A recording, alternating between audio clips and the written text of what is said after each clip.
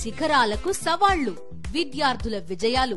పూర్తి వివరాలకు చదవండి రేపటి సాక్షి దినపత్రిక. ఈరోజు తిరుపతి లడ్డు కోసం మన రాష్ట్ర ముఖ్యమంత్రి చంద్రబాబు నాయుడు గారు ఇలాంటి దుష్ప్రచారం చేయడం అనేది కరెక్ట్ కాదు. ఎందుకంటే అది అందులో మరి పశువులు కొవ్వుతో ఆ లడ్డు తయారు చేశారని ప్రచారం చేస్తున్నారు. మరి అతను కంపెనీ అయినటువంటి హెరిటేజ్ నెయ్యిని వాడకపోయినంత మాత్రాన లడ్డులో మరి కొవ్వు కలిపినట్టు అనుకోని చంద్రబాబు నాయుడు అతను విజ్ఞతకే వదిలేస్తున్నాము.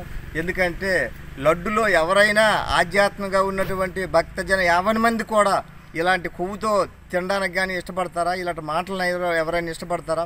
ఒక ముఖ్యమంత్రి అయ్యుండి కూడా ఇలాంటి తప్పుడు ప్రచారం చేసి ప్రజల్ని నానా బాధలు పడినటువంటి మాట్లాడుతున్నారు. మరి అతను తెలుసుకొని ఆ తిరుపతి వెంకన్న దగ్గరికి వెళ్ళి నేను తప్పు చేశాను ఆయన, నేను నోరు జారిపన్ను, నిజంగా మంచి నెయ్యితోనే ఈ ప్రసాదం చేశారు, ఇది మహాప్రసాదం, ఇది అందరికీ అందింది కాబట్టి నేను తప్పుడు మాట్లాడాను, నన్ను క్షమించు, నేను ఎప్పుడు నా జీవితంలో మాట్లాడనని ఆ వెంకన్న కోరుకుంటే మేమందరం కూడా సంతోషిస్తామని ప్రజా తరపున కోరుకుంటున్నాను.